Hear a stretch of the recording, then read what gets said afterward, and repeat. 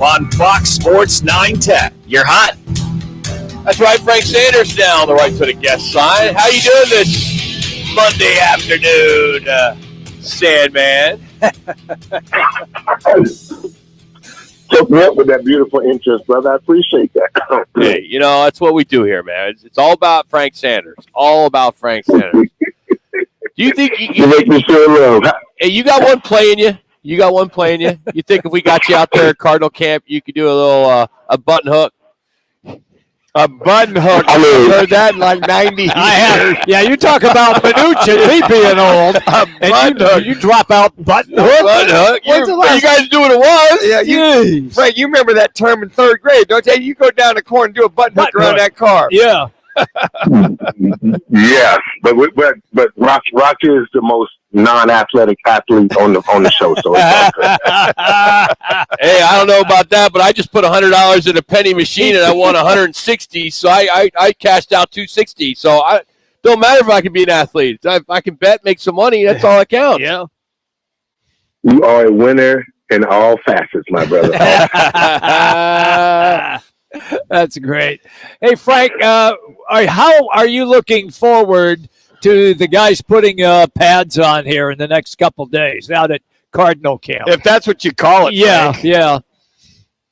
You know what? Honestly, it's not the pass that I'm concerned. Figure out, you know, what our offense is going to look like and what our defense is going to look like. I know the pass will kind of, you know, it'll kind of indicate the guys are ready to get back to hitting. It'll really show that football is in the air. Look, this past weekend was absolutely fabulous. I got on the field and I saw those guys. They look like they are a bunch of athletes, different than they looked last year. Okay. And so, I mean, when we see the pass come on, that would be, you know, that'd be nice to see the mentality of our offensive lineman and our first round draft pick. Does he have that dog in him in the videos that we saw of him? Is Isaiah Simmons ready to come down and from the free safety position and crack somebody? Well, like you guys said earlier, you know, the NFL doesn't require the type of hitting that they had back in the days. But to see the guys move around, to see what the team looked like, you know, being on the field and seeing the size of those guys and how in shape they look, I think this got a good chance to kind of surprise a lot of people. And Frank, you were out there on Saturday at the part of the alumni weekend with a lot of the guys, and you guys just kind of talking to each other. What was kind of the buzz or mantra when you guys were watching this team from afar, or from the sidelines, I should say? You know what? It's honestly older guys and guys like myself. All we would say is, "Man, I know I can get another 5 years, man. Like this right here. If we practice like that, Rock, I know I can get another 3 or 4. I can run 17 button hooks right now if I practice the way they practice." We had Kurt Warner on. We had Kurt Warner on Friday, and we were talking. Rock asked about the money being made out there right now, and Brenda says, "Hey, get your butt back out there, man." Yeah. And, you know, now these guys making $30-40 million a year, but when you watch that, accountability seems to be the term, if you will. Yeah. You talk about Isaiah Simmons. You look at the backup quarterback. I mean, so many stories out there. I'm just curious to see what you guys, as an alumni group, focusing on, or what was important to you guys in watching that practice. You know, when the guys get out there, man, honestly, you know, we try to evaluate our guys moving around pretty fast. Do they seem like they have cohesiveness? Defensive guys talked about, you know, who's the leader and where was Buddha. They wanted to see what the defensive lineman was doing. You know, there's always we pay attention to technique and steps. I'll give you an example. I saw Michael Wilson. I saw him upside. This guy's guy. He looks like he's 6'3", 220 pounds. He looked like Larry in a uniform without braids. Our newly acquired receiver. He looks really good. Physically, he looks like a specimen. He went out there and made a play. He had a chance to catch a ball. It got batted down by Marco Wilson in the back end. And all I could say was, see, that's a rookie mistake, because he didn't catch the ball and snatch it and put it to his body like he's supposed to.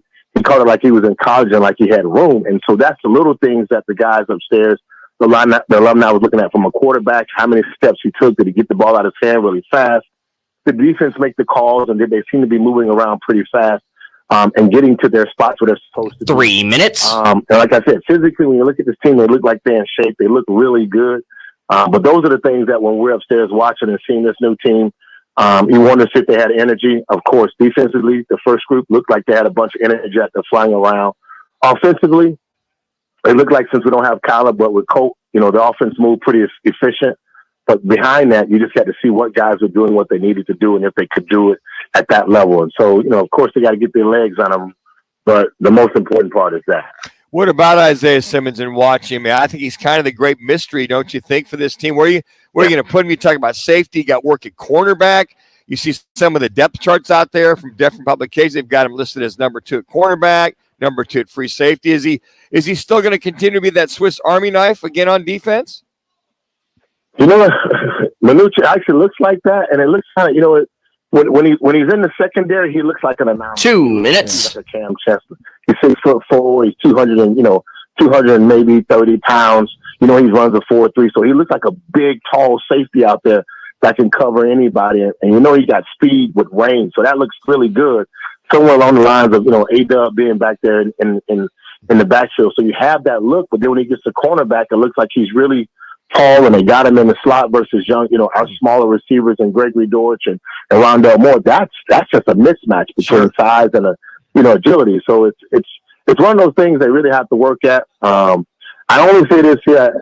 My mentality would be, in truth, I would just say I don't have a problem with them moving him around like that, but I think that the mentality has to be, we have to get him to the place where when he goes against an opponent who doesn't care anything about him, and this is not practice, and this is NFL speed, then he needs to be able to do that job effective. You can't be a jack of all trades in this conversation and then not be a master of anything. Yeah. That's the problem when you try to move a guy around too much in the NFL. A receiver can't be a quarterback, and a quarterback can't be a receiver. 1 minute. 1 minute. Have the ability, man, to focus on a particular task because your opponent is focusing on your weaknesses. And when they find you have a weakness, they would exploit it really bad in the NFL. Frank, quickly, defensive question. Did you get a decent look at Zaven Collins? And if so, what's he look like with his hand down in the dirt? Besides Paris Johnson Jr. manhandling him time after time. Yeah. There's your answer. There's your answer right there. Yeah, right there. Yeah. It's just that's not an easy gig. I don't mind him getting his hand in the dirt on certain downs, and it has to be specific.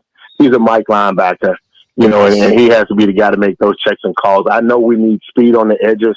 I know we're trying to get, put guys in different positions to see what they can do. And he has the size for it, but when it comes to technique, you have to have that. It's a man-on-man, very skillful position. I know we can look at Dwight Freeney, or we can look at a couple of guys in the league that's probably about maybe 6 feet, 6'1", and they're not really rangy. They're not the Michael Strahans of 6'6", 6'4" guys that can grab around the tackle who's a 6'5", 6'8" guy, grab him and pull him. That's different. When you got a Zaven Collins going against a lineman that can bench press 500 and 600 pounds, when you 245, it just becomes a mismatch. So you got to really figure some things out. I don't mind Coach playing with it, Coach Gannon playing with moving these guys around, but they weren't great at their positions last year. So we need to get these guys to be great at focusing on something that they can be great at and be considered, qualified to do their job on Sundays when we're asking them to do that. So in 30 seconds, are you saying move him back to linebacker? Hell yeah. Okay. We drafted him as a linebacker. I don't mean it that way. I mean, yes, please. No. I mean, yes, please. Yeah, your answer about him being defensive end, you totally answered it for us, there, big fella. You did. Yeah. So yes, please. He's a Mike linebacker, and he has a lot of skill set.